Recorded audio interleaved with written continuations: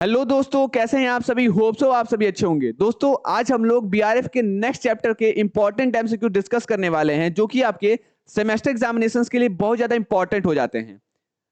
तो स्टार्ट करते हैं सबसे पहले क्वेश्चन से। पहला क्वेश्चन का क्या दिया है, the person who promises to make good the loss is called. कह रहा है वह व्यक्ति जो हानि की पूर्ति करने का वचन देता है उसे क्या कहते हैं। ठीक है, उसे हम लोग क्या कहते हैं। तो उसे हम लोग क्या कहते हैं, उसे हम लोग क्या क्रेडिटर कहते हैं या ऋणदाता कहते हैं, श्योरिटी या प्रतिभू कहते हैं, इंडेमनिफाइड या क्षतिपूर्ति कहते हैं, या इंडेमनिफायर कहते हैं।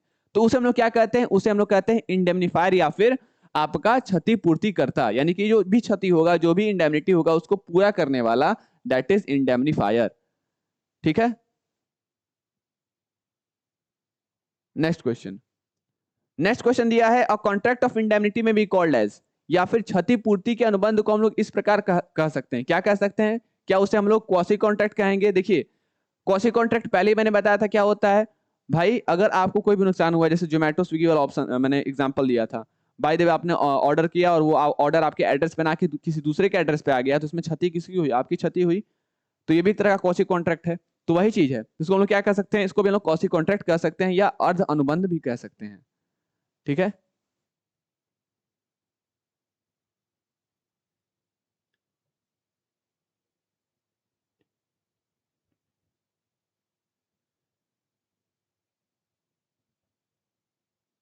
एक मिनट।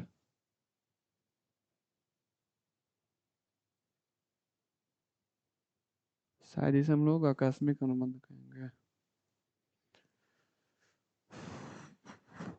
इसे हम लोग क्या कह सकते हैं, इसे हम लोग कॉन्ट्रैक्ट ऑफ इंडेमनिटी को कंटिजेंट कॉन्ट्रैक्ट भी कहते हैं या फिर आकस्मिक अनुबंध भी कहते हैं। ठीक है, अच्छा क्यों यहाँ पे कहा मैंने, देखिए इंडेमनिटी क्या होता है। इंडेमनिटी बेसिकली क्या कहता है कि अगर ऐसा केस होगा तब मैं आपको क्या करूंगा, इंडेमनिफाई करूंगा, आपकी क्षतियों को, आपके जो लॉसेस को पूरा करूंगा। कौन कॉन्ट्रैक्ट में ऐसा नहीं था, उसमें फायदा उठाया जा रहा था किसी दूसरा, कोई दूसरा पार्टी किसी दूसरे पार्टी के ऊपर, एग्रीड पार्टी को। तो वो कौसी कॉन्ट्रैक्ट था। ये कौसी कॉन्ट्रैक्ट नहीं हो सकता, क्योंकि इसमें बेसिकली क्या है कि ऐसा कंडीशन अगर होगा तो हम आपको क्या करेंगे, हमको कंपनसेट करेंगे। तो ये बेसिकली आपका क्या होगा, ये आपका कंटिजेंट कॉन्ट्रैक्ट होगा, आकस्मिक अनुबंध। नेक्स्ट क्वेश्चन क्या दिया है, इंडेमनिटी के कॉन्ट्रैक्ट में, इंडेमनिटी के कॉन्ट्रैक्ट में दो पार्टीज होती हैं, थ्री पार्टीज होती हैं, फोर पार्टीज होती हैं, या नन ऑफ द अबव। तो इंडेमनिटी केस में एक इंडेमनिफायर होता है। ठीक है, दो पार्टीज होती है, कितनी पार्टीज होती हैं, दो पार्टीज होती हैं। इंडेमनिटी होल्डर और इंडेमनिफायर दो होते हैं। A contract by which one party promises to save the other from the loss, वो कॉन्ट्रैक्ट जिसके थ्रू एक पार्टी दूसरे पार्टी को बचाता है लॉसेस से। ठीक है, cost to him by the conduct of promiser himself और by the conduct of any other person, उसे क्या कहेंगे, कॉन्ट्रैक्ट ऑफ गारंटी कहेंगे, कॉन्ट्रैक्ट ऑफ एजेंसी कहेंगे, कॉन्ट्रैक्ट ऑफ बेलमेंट कहेंगे, या कॉन्ट्रैक्ट ऑफ इंडेमनिटी कहेंगे। क्या कहेंगे इसे, तो हम लोग उसे क्या कहेंगे, उसे हम लोग क्या कहेंगे, कॉन्ट्रैक्ट ऑफ इंडेमनिटी कहेंगे। दूसरे को बचा रहा है ना लॉसेस से, तो उसे हम लोग क्या कहेंगे, इंडेमनिटी कहेंगे, क्षति से बचा रहा है दूसरे को। एक मिनट। नेक्स्ट क्वेश्चन क्या दिया है, वो पर्सन जो कि loss is to made good is called the, अभी बताया था, उसे क्या कहते हैं हम लोग, इंडेमनिफायर कहते हैं। अच्छा, person whose loss is to be made, मतलब जो पर्सन जिसका लॉस हुआ है, ध्यान दीजिएगा इंडेमनिफाइड और इंडेमनिफाइड दो पार्टीज होती है ना। तो जो पर्सन का लॉस हो रहा है, जो पर्सन उसके लॉस को रिकवर नहीं कर रहा है, जो पर्सन का लॉस हो रहा है, उसे क्या कहेंगे, इंडेमनिफाइड कहेंगे।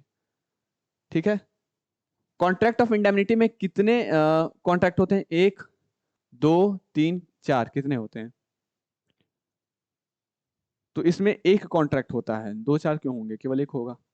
कॉन्ट्रैक्ट ऑफ इंडेमनिटी में dash to promise is essential,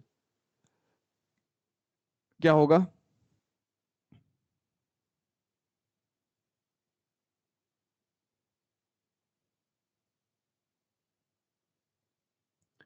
तो इंडेमनिटी में क्या होता है भाई, अगर लॉस अगर होगा तो लॉस को प्रॉमिस, मतलब कि लॉस रिकवर कर देंगे, इस बात का प्रॉमिस किया जाता है। Loss to promise is essential.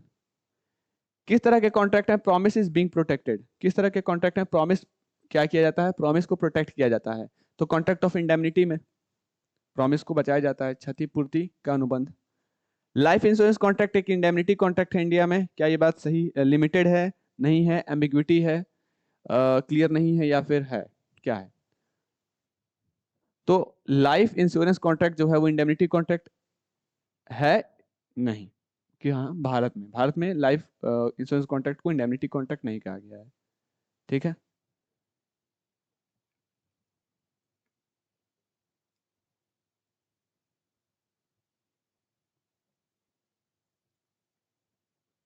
ठीक है, नेक्स्ट क्वेश्चन।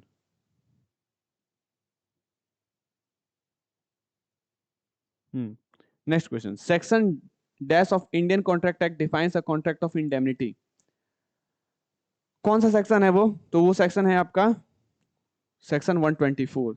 सेक्शन 124 जो है ऑफ इंडियन कॉन्ट्रैक्ट एक्ट 1872 वो डिफाइन करता है कॉन्ट्रैक्ट ऑफ इंडेमनिटी। ठीक है, तो ये कुछ इंपॉर्टेंट क्वेश्चंस थे related to this chapter. Life insurance contract is an indemnity contract in India, एक बार कंफर्म करते हैं।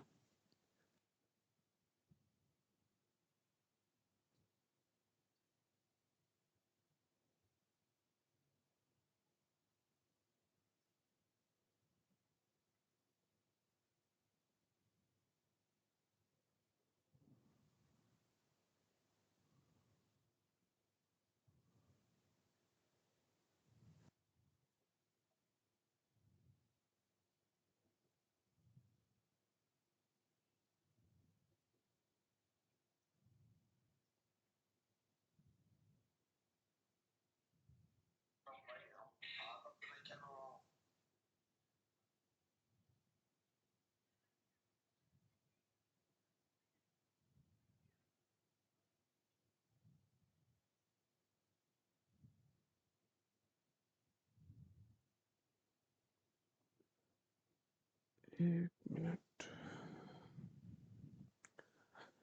सो आपका जो इंडेमनिटी है वो नहीं है, क्योंकि इसमें देखिए केस क्या है, लाइफ इंश्योरेंस कॉन्ट्रैक्ट जो है वो इंडेमनिटी कॉन्ट्रैक्ट है इंडिया में नहीं है। इंडिया में क्या है ही नहीं।